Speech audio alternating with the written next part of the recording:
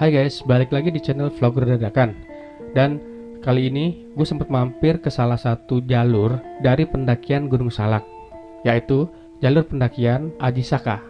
Di sana gue berhasil mendapatkan beberapa informasi yang semoga saja bisa bermanfaat buat kalian guys. Bagi kalian yang baru nonton channel Vlogger Dadakan, silahkan di subscribe terlebih dahulu ya guys.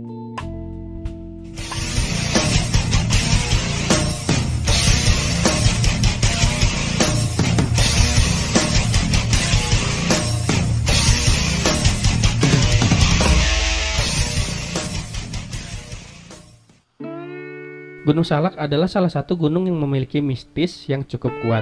Namun, banyak juga para pendaki yang melakukan pendakian ke gunung ini. Gunung Salak masuk dalam jajaran gunung paling angker di Indonesia. Banyak hal aneh yang sudah terjadi di kawasan Gunung Salak. Baik masyarakat lereng gunung maupun orang Bogor sendiri masih mengkeramatkan keberadaan Gunung Salak.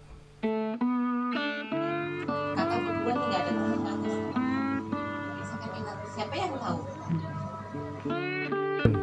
Untuk kali ini, kita akan memberikan informasi jalur pendakian melewati Aji Saka.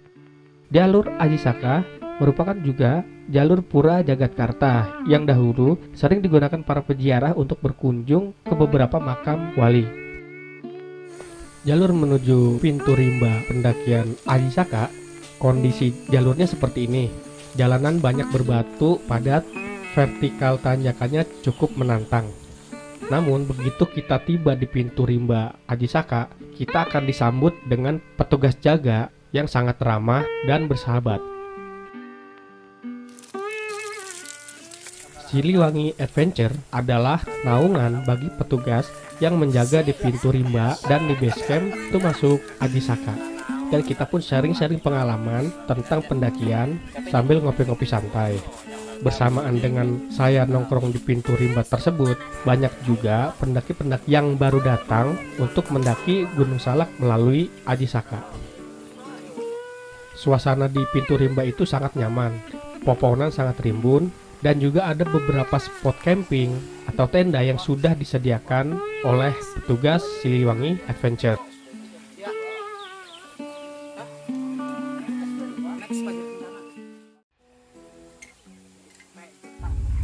Saya akan kupas juga tentang kepastian jalur Aji Saka, apakah jalur ini resmi atau ilegal.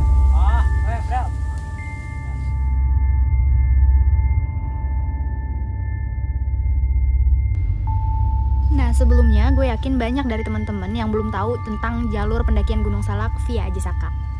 Jalur ini sebenarnya jalur resmi pendakian Gunung Salak, hanya saja jalur pendakian ini tidak masuk ke dalam pengelolaan Taman Nasional Gunung Halimun Salak.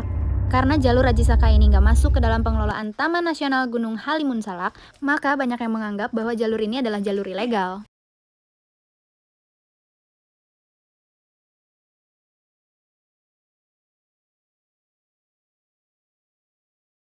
Saya Kang Acu ya dari Siliwangi Adventure. Kita membuat jalur itu dari tahun 2013. Pelan-pelan merintis sebagai pribumi yang berhak mengelola kawasan sesuai dengan kapasitas dan kemampuannya.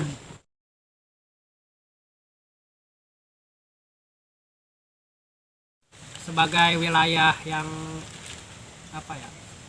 atau lahan kawasan yang punya pemerintah, otomatis kita sebagai warga negara yang baik ya harus tertib administrasi, mulai dari mengajukan syarat-syarat yang diperlukan ke kawasan untuk istilahnya sebagai tertib administrasi lah, karena kan kita menggunakan lahan pemerintah, apalagi ini di kawasan Taman Nasional Gunung Halimun Salak, ya kita sebagai masyarakat ya harus taat hukum, mulai dari pembuatan badan hukum yang legal di notaris, terus kita mengajukan proposal ke mereka, menyediakan sumber daya yang selalu standby di sini 24 jam, menyediakan orang-orang yang melayani pengunjung di sini, karena kan yang di sini pengunjung itu cukup variatif, mulai dari peziarah yang hanya menghirup udara segar aja, ada yang trekking santai, nah itulah yang perlu kita kondisikan.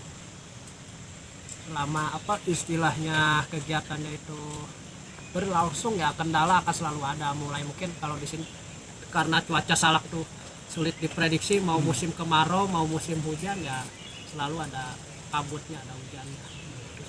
Terus kalau di lapangan kontur lapangan juga kan tidak seperti gunung-gunung lain. Nah itulah yang memerlukan kita SDM yang tangguh, terutama dari rekan-rekan Siliwangi Adventure itu harus selalu ready lah.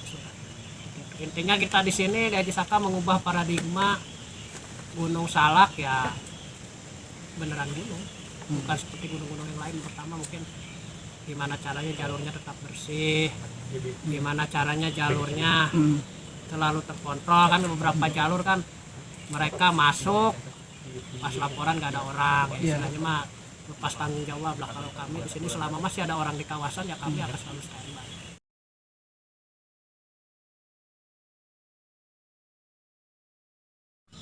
Yang jelas, gua Aji Saka nih, saya yang bertanggung jawab di sini dan saya mengupakan proses hukumnya mulai dari notaris dan lain sebagainya, termasuk mengajukan ke kawasan. Kami di sini sebagai pengelola dan kami di sini ada orangnya dan kami di sini siap bertanggung jawab apapun kondisinya dan kami berproses administrasi apapun itunya.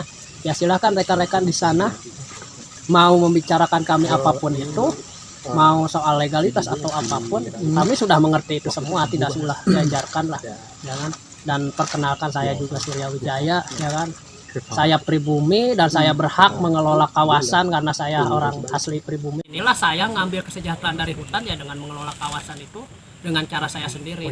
Dan kalau teman-teman hanya menanyakan selembar kertas, silahkan tanya jalur-jalur yang lain ada atau tidak, legalitas atau enggaknya. Hanya perlu menampangkan petugas di situ doang mungkin. Yang saya tahu sih seperti itu, karena nggak semua jalur istilahnya ditunjukkan. Yang selama kami taat hukum, membayar pajak, ya kan, silakan aja. Sebenarnya kami selama ini nggak ada masalah. Salak apalagi, Salak itu kan berbeda dengan gunung yang lain. Kalau gunung lain buka langsung rame. Kalau kami dari sini 2013 sampai berproses hukum dari tahun 2020 sampai sekarang kan pengunjungnya hanya beberapa, ya nggak banyak lah. Kalau gunung gede mungkin sampai ribuan lah, ya kan. Proses yang lainnya pun akan berlangsung cepat karena kan yang namanya proses, yang namanya legalitas atau apa perlu modal, ya kan. Mungkin teman-teman di luar sana hanya bisa berkata-kata wah gampang aja kayak gini, ya kan. Segala sesuatu kalau nggak punya akses berarti kan harus punya modal.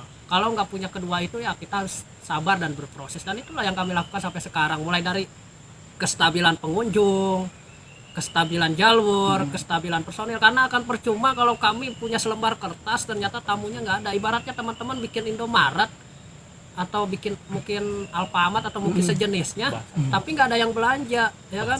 Ya kan, teman-teman mau berkeluar selembar kertas dengan mengadakan itu supermarket resmi, nggak bakalan ada belanja. Kami di sini prioritas adalah mencari dulu pengunjung sambil berproses ke administrasi seperti itu.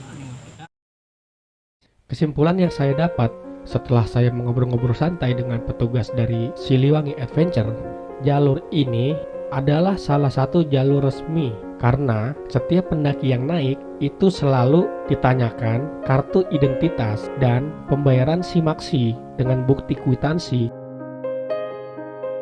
Makasih guys sudah menonton video ini sampai habis. Seperti biasa, silakan like, comment, share, dan subscribe channel Vlogger Dadakan agar kalian tidak ketinggalan video-video menarik berikutnya dan selalu support channel ini. Sampai jumpa di next video ya guys. Salam lestari, salam Vlogger Dadakan. Assalamualaikum warahmatullahi wabarakatuh.